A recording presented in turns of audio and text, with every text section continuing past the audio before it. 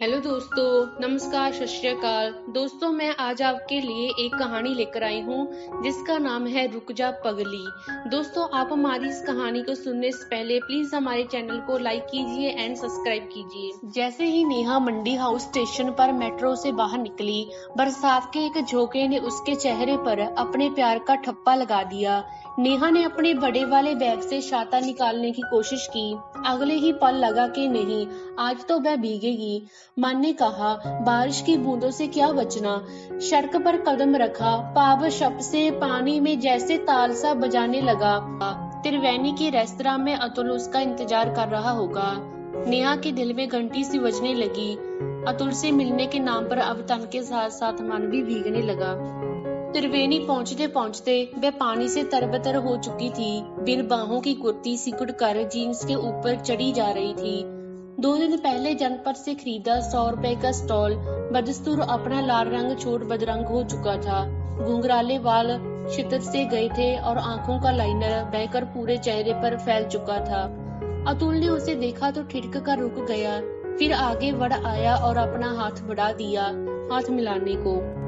नेहा ने पूरे जोश के साथ हाथ मिलाया और कुछ ज्यादा ही उत्साह से कहा, मुझे लगा नहीं था कि हम दोनों दोबारा इस तरह से मिलेंगे। अतुल हौले से मुस्कुराया। मोबाइल फोन और फेसबुक के जमाने में कोई एक बार मिलकर बिछुड़ थोड़ी ही जाता है। लखनऊ शताब्दी में पिछले महीने दोनों एक साथ दिल्ली के लिए सफर कर रहे थे। शेयर कार में दोनों की सीट साथ पास पास थी। अतुल लखनऊ से दिल्ली जा रहा था अपनी दादी से मिलने और नेहा गई थी लखनऊ ऑफिस के काम से। वहां से लौट रही थी। दोनों की बातचीत शुरू हुई थी। नेहा के नाश्ते में कंकड़ के आने से अतुल बिल्कुल वैसा लड़का नहीं था जैसा नेहा को पसंद था। उसे ऐसे लड़के कम पसंद थे जो चोटी रखते थे, दाढ़ी नहीं बनाते थे और बेहद टाइट टी शर्ट पहनते थे। अतुल बिल्कुल वैसा ही था, नेहा को पसंद ना आने वाला जैसा। लेकिन कोई तो बात थी उसमें। नेहा ने ना चाहते हुए भी बहुत कुछ बता दिया उसे। क्या जरूरत थी अपना पूरा नाम बताने की। जेवीके वह दिल्ली में कहाँ काम करती है, लखनऊ किस काम से गई थी और वह खाने में आइसक्रीम क्यों नहीं खा रही। नेहा को ताज्जुब हो रहा था, ऐसा वह कभी करती तो नहीं, वो भी ऐसे व्यक्ति के लिए तो बिल्कुल भी नहीं जो उसे टाइप का ना हो। फिर दिल्ली पहुंचने तक भी उसे इस बात का जवाब नहीं मिला। नेहा मेट्रो लेकर अपने घर आ गई। नोएडा में वह बतौर पेइंग गेस्ट रहती थी, 2 और लड़कियों के साथ। रात कंप्यूटर खोलकर फेसबुक देखा तो वहां अतुल को पाया। वह उससे दोस्ती करना चाहता था। नेहा ने उसका प्रोफाइल खोलकर देखा। लखनऊ में एक विज्ञापन एजेंसी में काम करता था। बगैर ग्राफिक डिजाइनर और इलस्ट्रेटर ढेर सारे दोस्त, कई लड़कियां भी। उनमें से एक प्रिया कई जगह नजर आ रही थी। ना बहन नहीं थी उसकी, शायद दफ्तर की कलीग थी।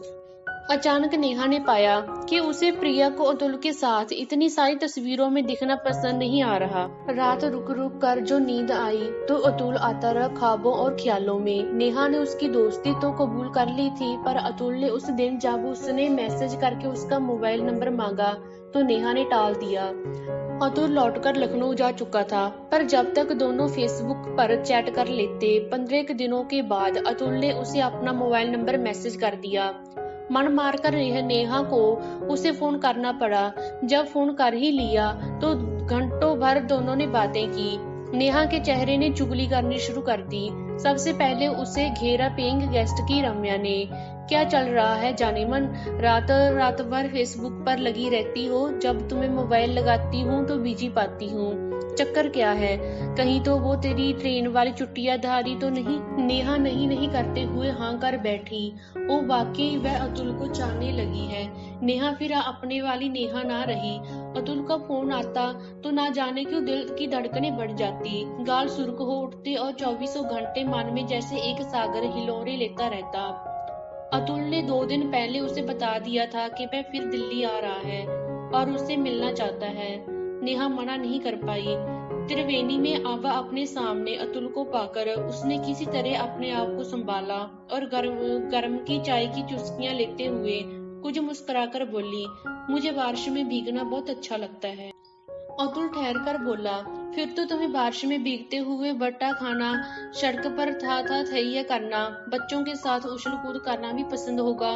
नेहा ने बिना सोचे कह दिया हाँ, फिर साथ ही पूछ लिया तुम्हें कैसे पता। अतुल ने लंबी सांस ली। हर पगली लड़की को अच्छा लगता है। तुम लड़कियों हमेशा ऐसे क्यों बनी रहती हो, ग्रो क्यों नहीं करती। चाय पीते पीते नेहा रुक गई। अतुल कहना क्या चाहता है। अतुल अपनी रोम में बोले जा रहा था, प्रिया भी तुम्हारी तरह पागल है, यही सब करती रहती है और मना करो तो गुस्सा करती है। कौन प्रिया, तुम्हारी एफबी वाली गर्लफ्रेंड। नेहा ने लगभग गुस्से से पूछा। प्लीज अतुल, मेरी तुलना तुम दूसरी लड़कियों से मत करो। तुम्हारी गर्लफ्रेंड क्या करती है यह जानने में मेरी जरा भी दिलचस्पी नहीं है। नेहा को गुस्सा होते देख अतुल हंसने लगा। मैंने कहा ना कि बेबी बिल्कुल तुम्हारी तरह गुस्सा होती है। तुम लड़कियां एक जैसी होती हो, क्रेजी। नेहा से अब रहा न गया, एकदम फट पड़ी। और तुम क्या हो, रणवीर कपूर? मेरी दोस्ती तो तुम्हारे टाइप लड़के से हो ही नहीं सकती। तुम सब लड़कियों के साथ बस फ्लर्ट करना चाहते हो, बर्दाश्त नहीं कर पाते कि वह अपनी तरह से सोचती हैं। गुड, मुझे पता चल गया। प्रिया, तुम्हें बहुत बहुत मुबारक हो। नेहा उठ खड़ी हुई। कब से उसकी आंखों से आंसू बहने लगे उसे भी पता नहीं चला। अतुल उसे पुकारता रह गया, वह रुकी ही नहीं। ऐसी शाम की तो उसने कल्पना नहीं की थी। घर लौटी तो लगा जैसे अंदर कुछ टूट सा गया है। रूममेट्स के लौटने तक वह अंधेरे कमरे में अकेली औंधी पड़ी रही। आंसू थे थमने का नाम ही नहीं ले रहे थे। अतुल को लेकर जो सपना देखा, दिल की धड़कनों ने जो नया ताल सीखा, उसका क्या। रम्या ने ताड़ लिया, तेरी डेट का क्या हुआ? मिलने गई थी ना अतुल से। नेहा ने धीरे धीरे उसे पूरी बात बताई। रम्या हंसने लगी। अरे, अतुल ने तो अपने मुंह से तो ये नहीं कहा था ना कि प्रिया उसकी गर्लफ्रेंड है, तो तुझे इतना लड़ने की क्या जरूरत थी। कितने दिनों से इंतजार कर रही थी तुम इस शाम का, आराम से बिताती। वो भी तो पहली बार मिल रहा था तुम्हें, उसे क्या पता था कि तू ऐसे रिएक्ट करेगी। नेहा चुप रही। नहीं अतुल, उसकी तुलना किसी दूसरी लड़की से कैसे कर सकता है। अगर उसकी इतनी परवाह होती तो दौड़ते हुए पीछे भी तो आ सकता था। अतुल ने उसे कई बार फोन भी किया और मैसेज भी किया, पर नेहा ने जवाब नहीं दिया। अगले दिन ही नेहा ने अतुल को फेसबुक में दोस्तों की लिस्ट से डिलीट कर दिया। इसके बाद भी अतुल के मैसेज आते रहे, फोन आते रहे, तो महीने भर में नेहा ने अपना मोबाइल नंबर ही बदल लिया। नंबर भर बदल देती तो कोई बात ना थी, पर नेहा थी कि खुद को ही धीरे धीरे खानों में बांटते हुए बदल रही थी। बारिश देखती तो मन करता कि जाकर कमरे में छिप जाए। भट्टा अब दांतों में उलझने लगा था। चटक स्लीवलेस कुर्ती और घेरदार स्कर्ट की जगह जीन्स और कॉलर वाली शर्ट पहनने लगी। बालों को स्ट्रेट करवा लिया और पोनीटेल बांधने लगी। न पहले की तरह जंग ज्वेलरी पहनती, न बात बात पर गावती। नेहा का सूफियाना इश्क अब दिल में कभी कभी कसक बनकर उभर आता।